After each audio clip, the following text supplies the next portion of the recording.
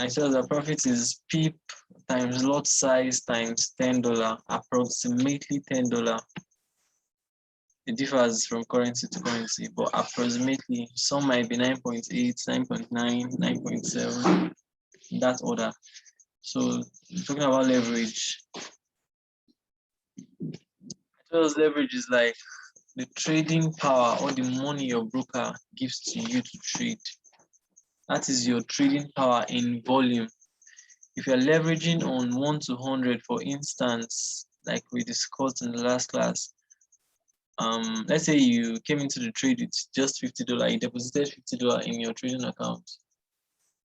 You would have a trading power of up to $5,000 in volume. In the actual sense, you are not giving $5,000, but you can pick a trade worth of $5,000, but they would not allow you put them into debt. Once you're running into loss and you've gotten to minus 50, for instance, they would close the trade automatically. They would close the trade automatically. I hope you understand that. I've explained this before, so I am not expecting you to find this difficult anymore. It's just the trading power your broker gives to you to trade. Then we'll be talking. I told that the platforms. The next on my list is actually platforms, but we discussed a little on platforms. I told us we'll be using a number of platforms. The MT4, the MT5. I've introduced those to the MT5, although I've not explained the tools there yet. I've introduced those to TradingView, but I've not explained the tools there yet. With time, when we do analysis, I'll be explaining the tool.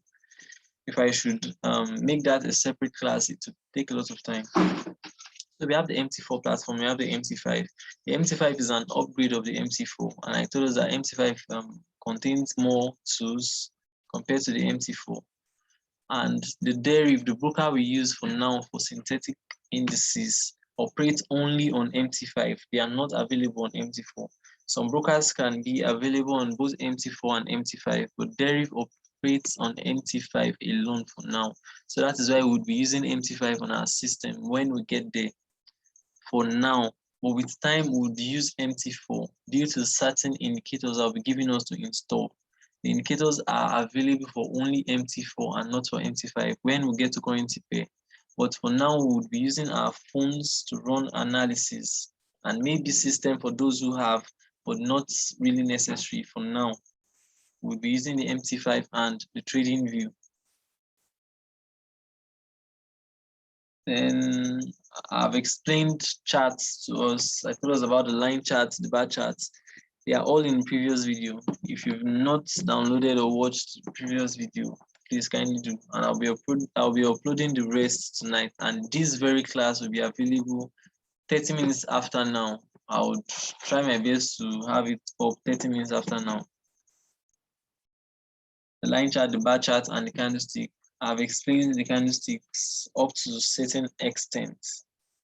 I told us the candlestick represents the emotions of traders in the market, and it was invented by a Japanese rice trader who is tagged the most profitable trader of all time. He analyzed emotions of traders. He read emotions of traders, the profit of traders, the losses of traders, their emotions, pain, their greeds, their profits, everything. He analyzed it and placed everything in a single candlestick. And this gave him an edge over all other traders in the European region then. So we talked about time frame. I told us we have the lower time frame and the high time frame and the higher time frame. The lower time frame ranges from your 1 minute to your H1, while the higher time frame ranges from H1 to your monthly time frame. And I explained to us that we have different types of traders based on time frames. I explained to us that the scalpers are the short time traders. These are traders that hold trades for just a few minutes. They can even hold trades for seconds. On the deriv platform, you have ticks, that is 1 second chart, is like a line chart. There are some traders that hold for just 5 ticks, 2 tick, even 1 tick is available, that is 1 second. So you can hold a trade for 1 second. You can hold a trade for 1 second, but that's more like gambling, because I don't know what analysis you want to do in just 1 second. That's more like gambling. So it's really not advisable. But there are certain trades that you can go for maybe 5 minutes, 15 minutes, if your analysis is very, very short. But I will not advise you to go into a trade for just 1 second. Then the next, okay, for the scalpers, the maximum time frame they use is 15 minutes. Then I explained the intraday traders. I told us they trade based on, they run the analysis basically from 15 minutes to the 1 hour time frame. From 15 minutes to the 1 hour time frame. And they are interested in picking just a few candles, maybe 1 hour candle, a few minutes candle, and they are out of the trade. They do not hold trade for days. They even barely hold for hours. Most of them hold for minutes, 15 minutes, 30 minutes, 1 hour, 2 hours, maximum, maybe 4 hours. Then the swing traders, these are traders that trade on higher time frame, like from the 1 hour to the daily. They can hold trade for a few days, but not up to a week. Let's put it that way. A few days, but not up to a week. They run the analysis basically on H1 down to D. That is the daily time frame. They can also run the analysis on the weekly, but they pick their trades and hold it for days or several hours. Then the long-term opposition traders. These are traders that hold trades for a very long time. And I gave us example in last class. I said Warren Buffett. These are people who hold trades for years. These are people who hold trades for years, and they do not come into trading with like $10,000. No, these are people who would come into the market with $1 million, $10 million, and they would trade for years. We have people like Elon Musk, whose influence alone can shift the market. These are the big guys in the market, like I was explaining to us the other day. These are the big guys in the market. Their words alone, their charts alone can shift candles, can manipulate charts and all. Like there was a time in, I think, UK, I can't remember the country, a very influential person, the market players, obviously, the big guys in the market, he gave a news as regards crypto, Bitcoin, and everybody, not let me say everybody, like 90% of people sold their Bitcoin. Then he bought everything, and then the market started rising back. Then people started going back into the trade. So just imagine I'm influential. Bitcoin is now, let's say, $50 for instance. Then I give a very bad news as regards crypto or Bitcoin, and it fell down to $1. Then I bought all the available Bitcoin. The market would rise for that reason. And now imagine market rising back to $50. I bought for $1 each, and now it is worth $50. So you can imagine the gain if I bought in maybe 100,000 volumes of that. You can imagine. So long-term opposition trader, they hold trade for several months or even years, even decades. The next on my list is the trading session, and I'll be doing the same analysis I did in the last class on trading sessions. Okay, let's go to MT5.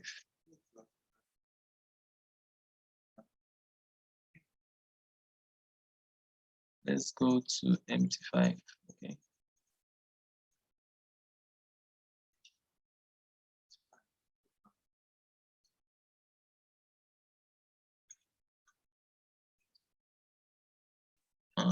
Sorry, I'm trying to share my screen.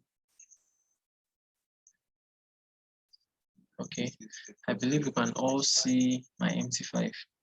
This is a plain chart. I removed all the candles purposely because I want to explain certain things. So I told us the last time that we have 4 sessions. but two of the sessions I would categorize two of the sessions into one. That is, we have the London session, we have the New York session, we have the Sydney session, we have the Tokyo session. I guess I would like to type this because questions emanated from the last class. Questions emanated from the last class. Based on sessions and from Nigeria, this is from Nigerian time, GMT +1. I'll be making reference to Nigerian time here. We have the Tokyo session, we have the Sydney session, but I would rather call that the Asian session. Asian session. So now I'm categorizing both the Sydney session and the Tokyo session into one. Sydney session.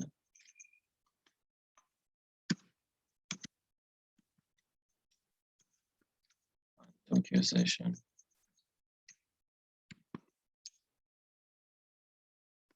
Please take note, this session does not mean it affects the country alone.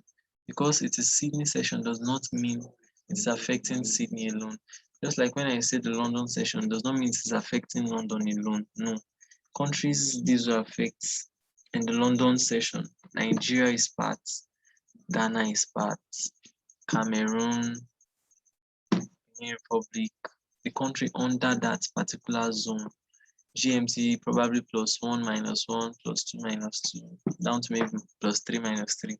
The countries within that region, these are the countries that fall into that session, the countries that will be awake at that time. When I talk about the New York session, does not mean it is affecting USA alone. No, this is affecting North America generally. That is the Canada, Mexico, and the likes. When I talk about the Asian session, we're looking at the Asian continent generally. We're looking at the Asian continent generally. So for the Sydney Tokyo session, which I call the Asian session, most places you would see it as Tokyo, Sydney, but I would rather call it the Asian session.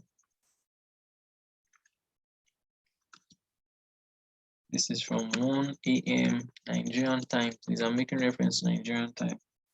From 1 a.m. to 6 a.m. Nigerian time.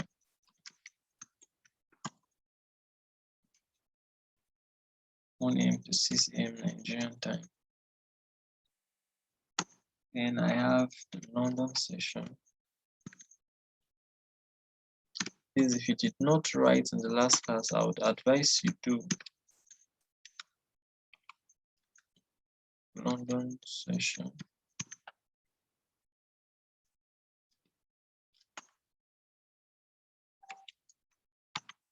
This comprises of the European countries, Nigeria, and the likes. This is from 8 a.m.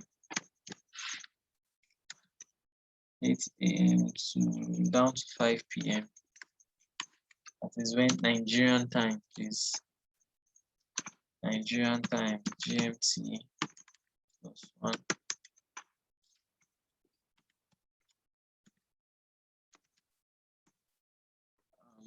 Then the New York session. This does not mean you can't. This does not mean you can't trade in another country's session. No, you can. You can. But this is the time they are awake in a particular session. Like now, the London session is over. To Nigerians, the London session is over. Not even to Nigerians, generally to the world, because the London people there now, people in the European region, they are not at work at the moment. They are not at work at the moment. It is night time already. They've returned back home, so their session is over. So the people that are up now, what's my time? This is 10:42. In fact, the New York session is over. So now we are back to the Sydney session, which I categorize under the Asian session. Okay, this Asian session is not just 1 a.m. This 1 a.m. to 6 a.m. is for the Tokyo session. But since I'm classifying Tokyo and Sydney together, I would just put a general time for them. This will be from 7 p.m. This will be from 7 p.m. to 6 a.m. 7 p.m. to 6 a.m. So at the moment, we are in the Asian session. We are in the Asian session. We are in the Asian session.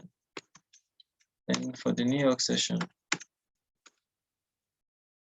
the New York session is 1 p.m. Nigerian time. I'm making reference to Nigerian time. 1 p.m. to 7 p.m. Nigerian time. So we ended New York session by 7 p.m. Nigerian time, and we entered the Asian session by 7 p.m. So at the moment, we are in the Asian session. We are in the Asian session. This meeting might end in 10 minutes. You join back with the same link.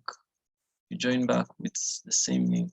Please, there's no time to wait, so might not be waiting for anyone. I would start almost immediately. So I would be representing the sessions now. Like I said in the last class, the Asian session is known for a ranging market. That is a market that comprises of a series of higher highs and a series of highs and lows. A series of highs and lows. I believe I've explained trends to us, so this should not be an issue if you've watched the video on trends. This should not be an issue if you watched the video on trends. This can be called a trending market or a choppy trend. Although with time, there will be a little difference when we continue from a ranging market and a choppy trend. There would be a little difference. But for now, let's take them as one. So the Asian session is known for ranging.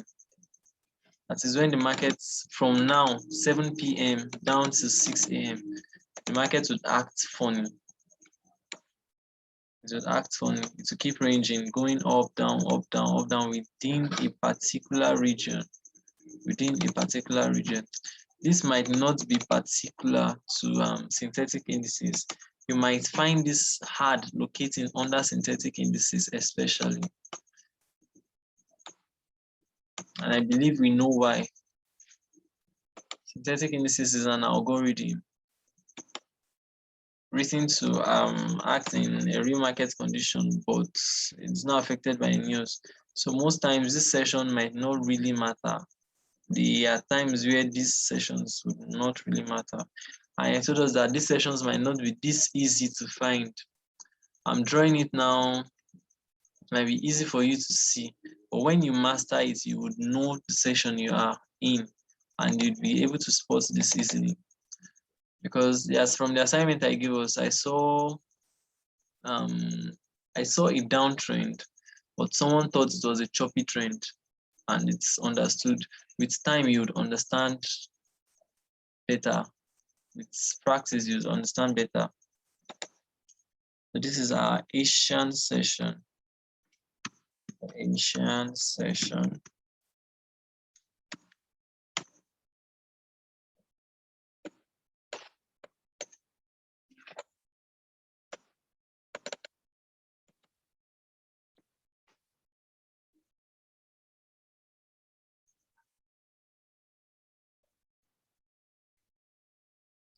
This is the Asian session.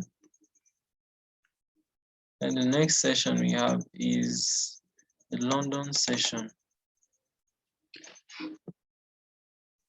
I told us that the London session is known for taking the markets to its highest point. to its maximum points or minimum points. That is known for taking the market to its peak or its trough. It can either be a breakout from the downside or a breakout from the upside. Either ways, but it's known for taking the market to its highest high for the day or its lowest low for the day. So in the London session, we expect to see something like this. We expect to see something like this. This might not be perfect under your charts. Please take notes. This is just my drawing. If it's this perfect, every trader would make money, but it might not be this perfect. So this is why we combine strategies to trade. We do not trade based on just one thing. Then we'd have a breakout in the London session. The Europeans now are weak. I explained in our last class why the probability of having a ranging or choppy market in the Asian session. I told us that this might be to balance in, or how would I put it here? This might be due to balance in supply and demand in the Asian session. I explained to us that taking Nigeria as a case study, we import most of our things from China. So we should imagine traders from Nigeria placing order in the Chinese market. The Chinese have available manpower. They have the available manpower to produce such products. So there is no time where you have excess supply and no manpower to deliver. They always have manpower to deliver. So imagine I'm in Nigerian and I'm placing my trade from here, this very region. I bought, let's say Nigerians, we placed our order and we all ended our order here. There is manpower. They always have the manpower to supply. This is me buying, that's demand. This selling, that is supply. So these charts are not just games, they are not fables, they are the actual stuffs happening in the market. So when I place my buy here, trader A from Nigeria or whatsoever country will keep placing our buy. Would get to a limit where we would be tired of buying. No one wants to buy anymore. Now we are waiting for those who would sell. We are waiting for the Chinese to give us our goods. We are waiting for them to sell. Now they are selling. They are selling their stuffs. Gets to this point, place another buy, sell, buy. So this is a demand zone. This bottom, this resistance is a demand zone. The top is a supply zone. Then when we get to the London session, it is known for taking its market to its highest high of the day or its lowest low for the day. So we would most likely have something like this. It can also be in a downtrend. Just for the sake of this class, I'm using an uptrend. It can also be in a downtrend. Most likely have something like this to the upside.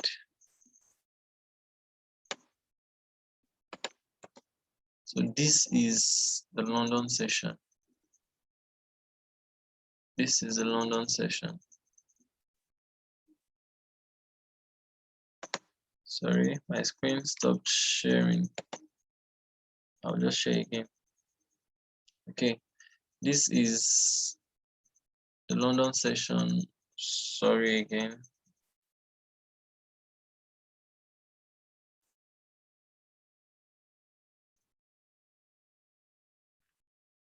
Okay, so this is the London session for you.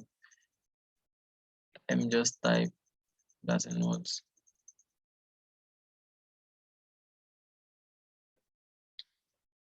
London session.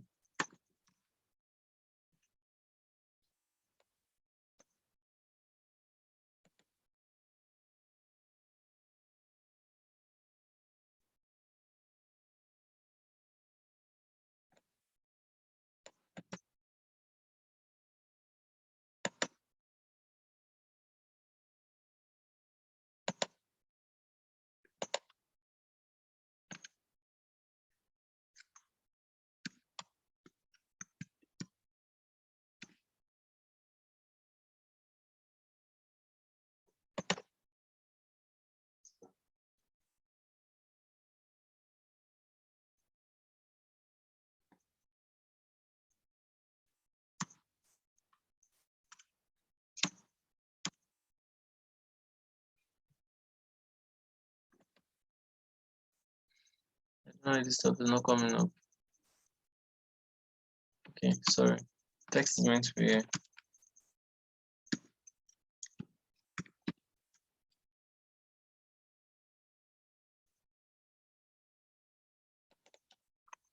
Now the New York session is known to take the market back to where it is coming from, or to the downside, or to the upside. Either ways, it can be vice versa. The New York session is known to take the market back to where it is coming from. So in the New York session, we'll most likely have something like this. Most likely have something like